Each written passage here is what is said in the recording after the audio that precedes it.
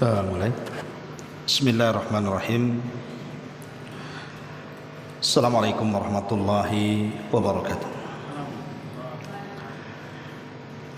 Bihamdillah wassalatu wassalamu ala rasulillah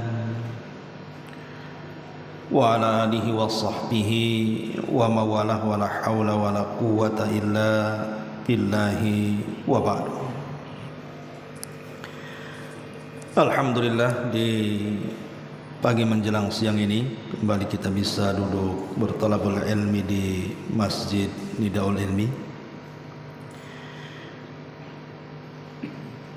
Dan sekarang kita berada di tanggal 26 Dzulhijjah 1445 Hijriah. Artinya 4 hari ke depan kita akan masuk pada tahun baru Hijriah. Karena tahun baru Hijriah dalam Islam itu dimulai dari bulan Muharram. Maka kajian di pagi menjelang siang ini kita akan membahas tentang amalan-amalan apa saja yang harus kita lakukan ketika masuk bulan Muharram. Ini yang kita akan bahas beberapa waktu ke depan. Ma'asyiral muslimat yang dimuliakan Allah Subhanahu wa taala. Sebagaimana yang ma'ruf bahwa bulan Dzulhijjah adalah satu di antara bulan-bulan hurum, bulan-bulan mulia atau bulan-bulan suci yang Allah Subhanahu wa taala firmankan di dalam surah At-Taubah ayat ke-36, di mana Allah Subhanahu wa taala mengatakan, inna iddatash syuhuri indallahi 12 syahran fi kitabillah yauma khalaqas samawati wal ard minha arba'atun hurum. Sesungguhnya bilangan bulan menurut ketentuan Allah Subhanahu wa taala tatkala menciptakan langit dan bumi itu jumlahnya 12 bulan. Lah dari 12 bulan ini Allah kecualikan ada yang disebut dengan ashhurul hurum, minha arba'atun hurum. Dari 12 itu ada 4 bulan yang disebut dengan bulan-bulan hurum.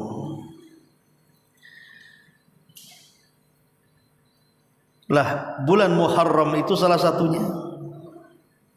Dimulai daripada Dzulqa'dah dan itu sudah lewat. Kemudian sekarang bulan Dzulhijjah, di akhir-akhir Dzulhijjah, dan beberapa hari ke depan kita masuk pada bulan Muharram. Jadi Muharram itu satu di antara 4 bulan hurum, Dzulqa'dah, Dzulhijjah dan Rajab. Kemudian Muharram. Ma'asyiral muslimat yang dimuliakan Allah Subhanahu wa taala. Tadi saya sudah singgung bahwa bulan Muharram ini jatuh pada tahun baru Islam. Sehingga di sini ada beberapa nasihat atau amalan yang selayaknya seorang muslim itu amalkan selama masuknya kita di bulan Muharram itu. Yang pertama,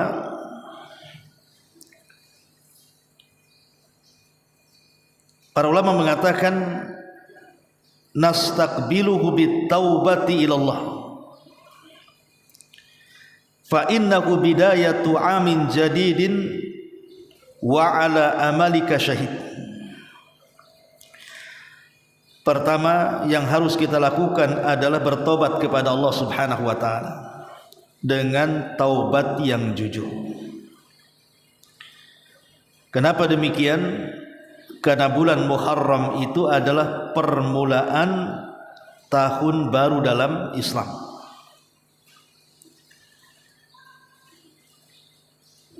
Di dalam Al-Quran Allah subhanahu wa ta'ala berfirman, Ya ayyuhan nasu tubu ilallahi wastaghfiruh. Wahai manusia, bertobatlah kalian kepada Allah dan teruslah kalian meminta ampun kepada Allah Azza wa Jalla. Jadi karena bulan Muharram adalah permulaan dari bulan baru dalam Islam, maka sudah selayaknya kita memperbanyak tobat dan istighfar. Dikhawatirkan amalan-amalan yang sudah kita lakukan sebelum bulan Muharram ini ada yang tidak diterima oleh Allah Subhanahu wa ta'ala, atau boleh jadi mungkin maksiat-maksiat yang kita lakukan sebelum bulan Muharram ada yang terancam azab Allah Subhanahu wa ta'ala. Makanya sudah selayaknya kita mendahulukan tobat ketika masuk tahun baru Islam. Ya tentunya dengan syarat-syarat tobat yang dijelaskan para ulama. Pertama, menyesal dari perbuatan dosa. Yang kedua, berusaha untuk meninggalkan dosa. Yang ketiga, berazam, niat kuat untuk tidak kembali kepada dosa. Dan tentunya tobat itu akan diterima selama matahari belum terbit dari arah barat dan nyawa belum sampai di tenggorokan. Ini yang pertama. Yang kedua, muhasabatu nafsi. Cobalah kita introspeksi. Apakah kemudian tahun yang sudah kita lewati itu jauh lebih baik, ataukah tahun yang kita akan songsong itu jauh lebih baik? Karena Umar radhiyallahu anhu mengatakan, hasibu anfusakum qabla an tuhasabu. Hisablah diri-diri kalian sebelum nanti kalian dihisab di hadapan Allah. Wazinu anfusakum qabla an tuzan. Timbanglah diri-diri kalian sebelum kalian kelak ditimbang Allah. Fa innahu akhaffu alaikum fil hisabi ghadan in tuhasibu anfusakum al yauma. Sebab kalau seandainya kita menghisab diri-diri kita di dunia atau menimbang amalan-amalan kita di dunia, itu akan meringankan kita sebelum nanti Allah Subhanahu wa ta'ala yang menimbang dan menghisab kita. Dan muhasabah itu terdiri daripada 3 perkara. Pertama, muhasabah sebelum melakukan aktivitas amal soleh. Yang kedua, muhasabah di tengah-tengah kita mengamalkan amal soleh. Dan yang ketiga, muhasabah setelah melakukan amal soleh. Ini penting. Jadi sebelum kita melakukan sesuatu, kita muhasabah dulu. Apakah sesuatu yang kita akan lakukan itu bermanfaat atau tidak? Kemudian di tengah-tengah kita melakukan aktivitas amal saleh itu, apakah kita sudah ikhlas atau tidak? Kemudian setelah melakukan amal saleh, apakah diterima atau tidak? Lah harusnya ini menjadi bahan pertimbangan kita. Karena tahun baru Islam ini artinya kita membuka lembaran baru. Jangan sampai amalan-amalan kita yang sudah kita lakukan tiba-tiba tidak ada satu pun yang diangkat ke langit dihadapkan kepada Allah Subhanahu wa ta'ala. Na'udzubillah. Ini amalan yang kedua, muhasabah. Kemudian amalan yang ketiga, di bulan Muharram itu perbanyak puasa. Karena Nabi SAW mengatakan dalam hadis Abi Hurairah radhiyallahu anhu, ketika ditanya ayyus salati afdal ba'dal maktubah wa ayyus siyami afdal ba'da syahri Ramadan, Rasul, salat apa yang paling afdal setelah salat wajib, dan puasa apa yang paling afdal setelah puasa Ramadan? Maka Nabi SAW mengatakan, afdalus salati ba'da salatil maktubati as-salatu fi jawfil laili, wa afdalus siyami ba'da syahri Ramadan siyamu syahrillahil muharram. Kata Nabi, adapun salat yang paling afdal setelah salat wajib adalah salat malam, tahajud. Adapun puasa yang lebih afdal setelah puasa Ramadan adalah puasa di bulan Allah, bulan Muharram. Subhanallah. Bagaimana Nabi SAW menyandarkan bulan kepada Allah.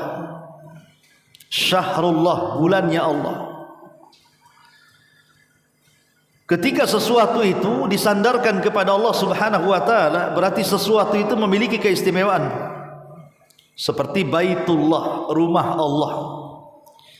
Berarti rumah Allah Ka'bah itu sangat istimewa. Kenapa? Karena disandarkan kepada Allah. Lah ketika Nabi SAW menyebutkan tentang keistimewaan bulan Muharram, Rasul menyandarkan bulan Muharram itu kepada Allah dengan mengatakan Syahrullah, bulannya Allah. Berarti bulan Muharram ini bulan mulia, Bu. Karena disandarkan kepada Allah Subhanahu wa taala. Lah kata Nabi SAW, puasa yang paling afdal setelah puasa Ramadan adalah puasa di bulan Allah. Apa itu? Al-Muharram, bulan Muharram. Jadi nanti kalau kita masuk beberapa hari ke depan di bulan Muharram, perbanyak puasa. Puasa apa? Ya puasa apa saja lah, kan banyak puasa itu, Bu. Ada puasa Senin Kamis, ada puasa Ayyamul Bid, ada puasa Daud gitu ya. Terserah ibu mau melaksanakan yang mana. Yang jelas banyak-banyaklah berpuasa di bulan Muharram dari puasa-puasa sunnah, karena orang yang berpuasa di bulan Allah Al-Muharram itu lebih afdal dibandingkan puasa di bulan-bulan yang lainnya. Maksudnya puasa sunnah setelah Ramadan ya Bu ya. Jadi sayang kalau seandainya bulan Muharram terlewatkan dan kita tidak memperbanyak berpuasa, karena itu adalah bulannya Allah Subhanahu wa taala. Ini yang ketiga. Kemudian yang keempat, al-hadharu minal wuku'i fil ma'asi wa dhulm. Hati-hati Bu, di bulan Muharram itu jangan sampai kita terjerumus kepada maksiat ataupun dosa-dosa. Karena orang yang melakukan maksiat dan juga bulan Muharram itu, Bu, dosanya dilipat gandakan dibandingkan dia melakukan dosa di bulan-bulan yang lainnya. Dan itu sebagaimana dikatakan Al-Imam Qatadah rahimahullahu taala, Qatadah ibn Di'amah, dia mengatakan az-zulm fil ashhuril hurumi a'zamu wizran minadz-zulmi fima siwaha. Perbuatan zalim ataupun perbuatan dosa dan kemaksiatan itu akan lebih besar dosanya kalau dilakukan di bulan-bulan hurum dibandingkan bulan-bulan selainnya. Artinya orang-orang yang melakukan maksiat dan dosa di bulan Muharram itu, maka dosanya akan dilipat gandakan, naudzubillah.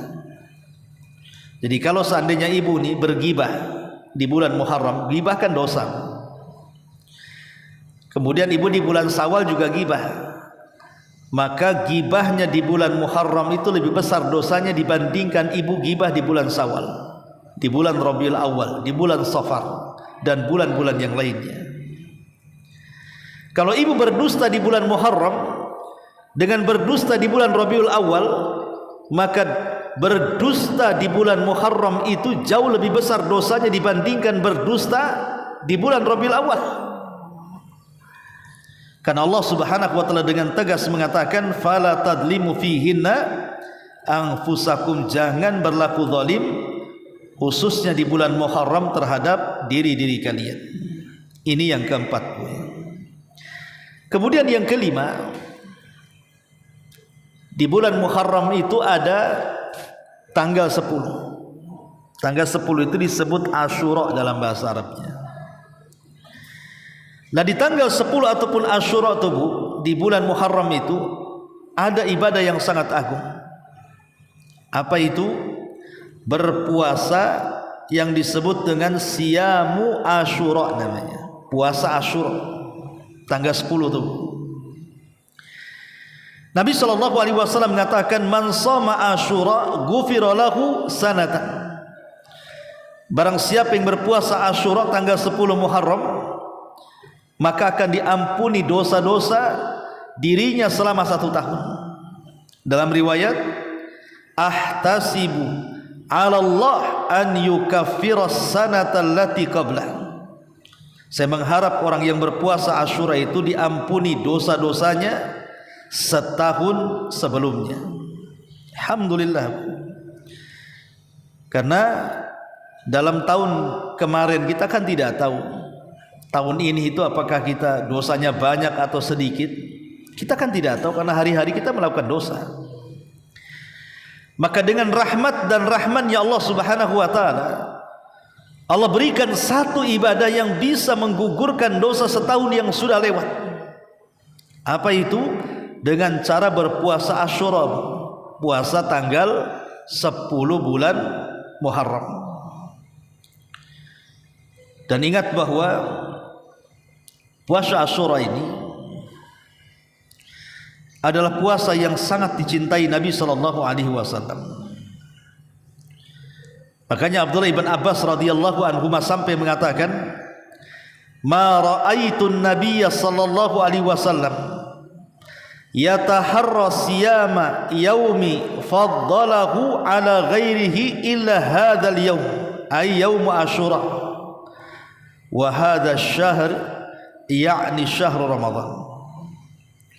Kata Abdullah ibn Abbas, aku tidak pernah melihat Nabi SAW sungguh-sungguh betul-betul mencari pahala melakukan puasa kecuali puasa hari ini. Maksudnya puasa tanggal 10 bulan Muharram dan puasa 1 bulan, maksudnya puasa Ramadan. Lihat, Nabi memberikan perhatian khusus kepada puasa tanggal 10 itu. Dan ini menunjukkan bahwa Nabi SAW sangat mencintai puasa Asyura itu. Tentu ada alasannya Bu. Alasannya gini kan Bu. Jadi ketika Nabi SAW hijrah dari Mekah ke Madinah, dilihatnya orang-orang Madinah itu sedang berpuasa, orang-orang Yahudi Madinah itu. Jadi Rasul bertanya kepada orang-orang Yahudi Madinah itu, puasa apa kalian? Dan itu terjadi pada tahun pertama Hijriah. Orang-orang Yahudi mengatakan, oh ini puasa dalam rangka menghormati Nabi kami Musa. Karena Musa diselamatkan dari kejaran Fir'aun, kemudian Fir'aun ditenggelamkan tepat pada tanggal 10 Muharram, maka Musa pun berpuasa. Kami pun ikut puasanya Nabi Musa karena bersyukur kepada Allah diselamatkan dari kejaran Fir'aun.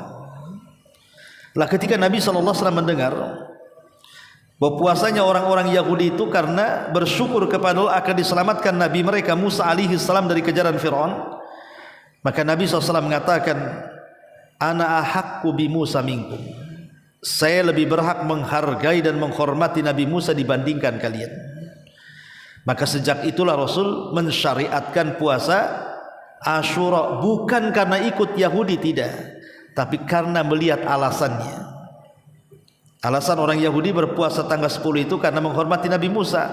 Maka Rasul mengatakan, aku lebih berhak menghormati Nabi Musa dibandingkan kalian. Makanya Rasul kemudian berpuasa tanggal 10 Muharram dan memerintahkan para sahabatnya untuk berpuasa tanggal 10 Muharram. Bahkan saking senangnya Rasul dengan puasa itu, memerintahkan anak-anak kecil yang belum balik untuk ikut berpuasa, dilatih. Anak-anak kecil itu yang belum balik disuruh untuk ikut berpuasa juga. Dan inilah puasa wajib pertama dalam Islam. Karena kan sebelum ada puasa Ramadan, puasa yang wajib inilah puasa tanggal 10 bulan Muharram. Tapi setelah kemudian diwajibkan puasa Ramadan, maka akhirnya puasa Asyura tidak wajib menjadi sunnah. Karena sudah ada puasa Ramadan 1 bulan yang wajib disyariatkan bagi kaum muslimin. Ini amalan yang kelima Jangan lupa nanti tanggal 10 Muharram kita berpuasa yang disebut dengan puasa Asyura. Kemudian yang keenam, iftaru as-saimina wala siyama fi yaumi Asyura. Berusaha Bu, ibu mungkin Allah takdirkan sedang haid, atau mungkin sebagian ibu sedang nifas, sehingga tidak bisa berpuasa di bulan Muharram, atau terhalang puasa di bulan Muharram karena ada halangan-halangan yang memang sudah menjadi tabiat seorang wanita, keluar darah haid dan yang semacamnya. Bukan berarti ibu tidak bisa mendapatkan pahala puasa Bu, bisa. Walaupun ibu sedang haid itu ibu bisa mendapatkan pahala puasa selama bulan Muharram. Caranya apa? Caranya cari orang yang berpuasa, ibu kasih makan. Jadi kalau ada orang yang berpuasa di bulan Muharram, atau puasa Asyura, atau puasa-puasa Senin, Kamis dan yang lainnya yang jelas di bulan Muharram, maka ibu bisa mendapatkan pahala puasa dengan cara memberi makan orang yang berpuasa saat berbuka. Karena Rasul yang mengatakan, man fattara sha'iman kana lahu mithlu ajrihi ghaira annahu la yanqusu min ajri shaimi syai'un. Siapa yang memberi iftar ataupun berbuka orang yang sedang berpuasa, maka dia dapat pahalanya tanpa mengurangi pahala orang yang berpuasa sedikit pun. Ini yang keenam. Kemudian yang ketujuh, da'watun nas wa tadhkiruhum bisiyami hadzal yaum. Ibu bisa berdakwah, mengajak manusia untuk ikut serta meramaikan ibadah puasa di bulan Muharram. Sekarang kan sudah ada WA nih, sudah ada Instagram, sudah ada Facebook, sudah ada YouTube, sudah ada macam-macam kan Bu. Ibu bisa mengeser, pamannya cari dalil tentang keutamaan puasa di bulan Muharram, atau khususnya puasa Asyura. Kemudian ibu share lah di grup itu, sehingga dibaca banyak manusia. Boleh jadi yang baca itu yang tadinya tidak ingin puasa jadi ingin puasa, karena mungkin ibu menjelaskan fadilah keutamaannya, dan itu bagian daripada dakwah. Rasul mengatakan ad-dal alal khairi kafaili. Orang yang mengajak manusia kepada kebaikan itu maka sama dengan orang yang melakukannya. Maknanya kalau ibu kemudian mengeser, menulis tentang keutamaan puasa di bulan Muharram, kemudian ada yang membaca akhirnya melakukan puasa gara-gara tulisan ibu, maka ibu sudah mendapatkan pahala orang itu, walaupun ibu tidak puasa.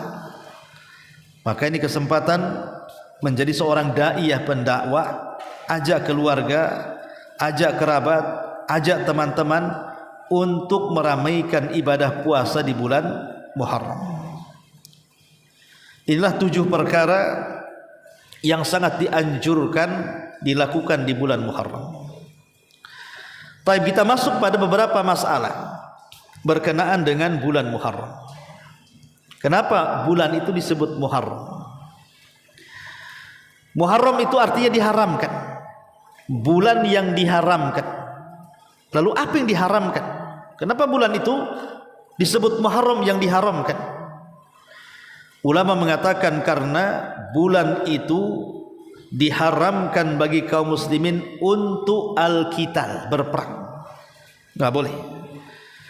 Gak boleh seseorang itu menyerang musuh di bulan Muharram, kecuali kalau diserang. Kalau diserang ya gak apa-apa, tapi kalau menyerang tidak boleh. Karena jangan sampai kita merobek kesucian bulan hurum dengan cara menumpahkan darah. Ma'asyiral muslimat yang dimuliakan Allah Subhanahu wa taala. Jadi ini yang pertama. Disebut Muharram itu dari kalimat haram. Haram untuk berperang. Kemudian masalah yang kedua, bulan Muharram adalah satu di antara 4 bulan hurum yang sudah saya jelaskan tadi.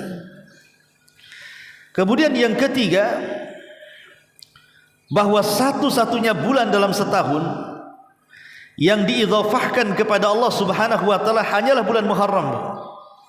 Kan bulan dalam setahun itu kan banyak. Muharram dari mulai kemarin Ramadan, Dzulqa'dah, Dzulhijjah, kemudian masuk Muharram gitu ya. Jadi nama-nama bulan dalam setahun itu kan banyak, tapi tidak ada bulan yang disandarkan kepada Allah kecuali Muharram. Artinya memang Muharram ini bulan yang sangat mulia karena diidhafahkan kepada Allah. Kemudian yang ketiga,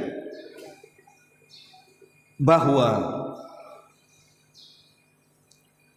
masuknya bulan Muharram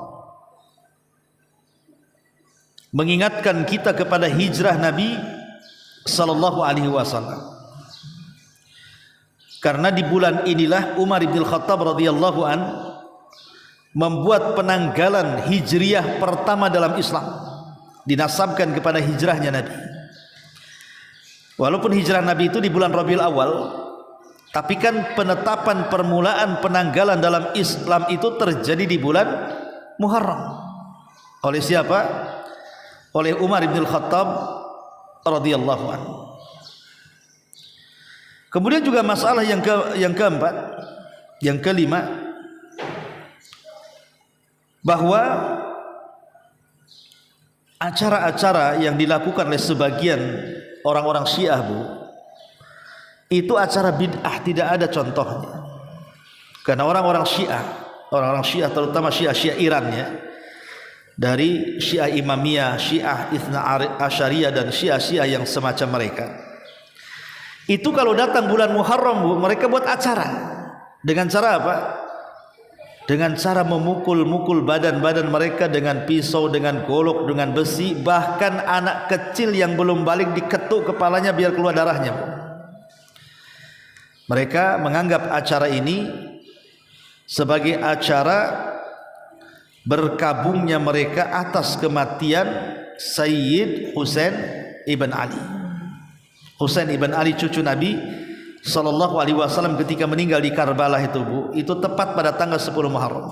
Lah orang Syiah memperingati kematian Husain dengan cara seperti itu. Dan ini bid'ah yang diada-adakan. Tidak dalam Islam. Nabi menyuruh kita untuk meramaikan bulan Muharram dengan cara memukul-mukul besi ke badan sampai luka. Itu acaranya orang Syiah, Bu. Ahli sunnah tidak mengenal acara seperti ini. Masyaallah muslimat yang dimuliakan Allah Subhanahu wa taala.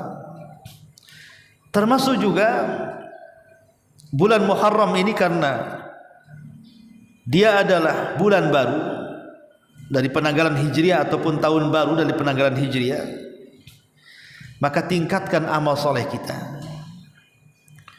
Tingkatkan amal soleh kita, baik amal soleh yang berkenaan dengan hak-hak kita kepada Allah, seperti melaksanakan kewajiban-kewajiban yang Allah wajibkan kepada kita, atau yang berkenaan dengan hak-hak manusia. Berbuat baik kepada orang tua, berbuat baik kepada tetangga, berbuat baik kepada kerabat, berbuat baik kepada manusia gitu. Ini kesempatan di bulan Muharram ini. Ya. Masyaallah muslimat yang dimuliakan Allah Subhanahu wa taala, dan banyak lagi permasalahan yang dikupas oleh para ulama berkenaan dengan bulan Muharram. Masyaallah muslimat yang dimuliakan Allah Azza wa Jalla. Adapun karena bulan Muharram ini adalah tahun baru Hijriah, berarti ada renungan-renungan yang harus kita renungkan. Pertama, bahwa berlalunya hari dan malam yang selama ini kita lewati dan kita lalui, itu bagian pelajaran besar dalam hidup kita.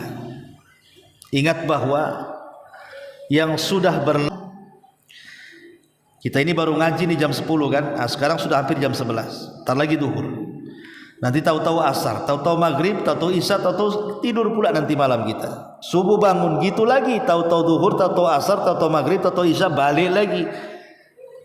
Itulah manusia akan berjalan dengan waktu begitu cepat. Dan kalau waktu sudah begitu cepat, tahu-tahu maghrib, tahu-tahu subuh, tahu-tahu siang gitu kan, maka ini tanda-tanda kiamat. Maka jangan sampai berlalunya waktu dengan cepat, kemudian kita biarkan waktu itu lewat tanpa ada amal saleh yang kita persiapkan. Ini yang pertama. Jadikan lewatnya, berlalunya hari dan waktu itu sebagai pelajaran. Yang kedua, bahwa di antara yang harus kita lakukan adalah muhasabatu nafsi, muhasabatu an-nafsi. Berusaha introspeksi dengan cara apa? Dua perkara. Pertama, cobalah kita introspeksi di tahun baru nanti.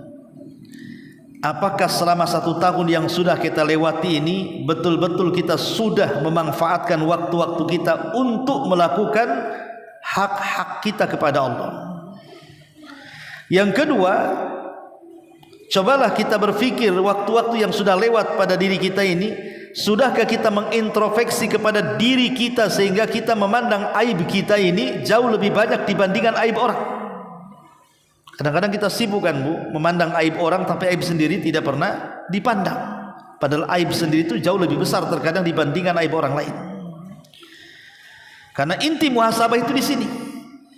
Inti muhasabah itu kita merenung apakah kita sudah melaksanakan seluruh perintah dan larangan Allah ataukah belum. Kemudian yang kedua, apakah kita juga merenung tentang aib-aib yang ada pada badan kita sebelum kita pandang aib yang ada pada orang lain? Karena hanya dengan dua perkara inilah kita akan menjadi baik. Pertama, melaksanakan hak kita kepada Allah. Yang kedua, karena kita banyak aib pada diri kita, tidak mungkin kita ini jelek kepada manusia, tidak mungkin kita menggibah manusia, tidak mungkin kita menghina melaknat manusia. Kenapa? Karena dia pandang dirinya jauh lebih buruk dibandingkan orang.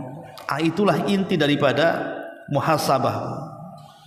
Inti daripada muhasabah itu seperti itu. Dan tentunya yang terakhir juga adalah bersyukurlah kepada Allah kalau seandainya Allah takdirkan kita masih hidup sampai di tahun baru. Karena banyak saudara-saudara kita ini kadang-kadang usia mereka masih muda, rupanya mendahului kita dari kematian. Yang tahun kemarin kita sudah sering berjumpa, ngopi bareng, ngobrol bareng, tahun ini rupanya sudah tidak berjumpa dengan dia karena duluan meninggalkan kita. Maka kalau seandainya Allah takdirkan sampai di tahun baru kita diberikan usia oleh Allah Azza wa Jalla, maka bersyukurlah. Artinya Allah masih sayang kepada kita, diberikan usia panjang sehingga ada kesempatan untuk memperbanyak amal soleh.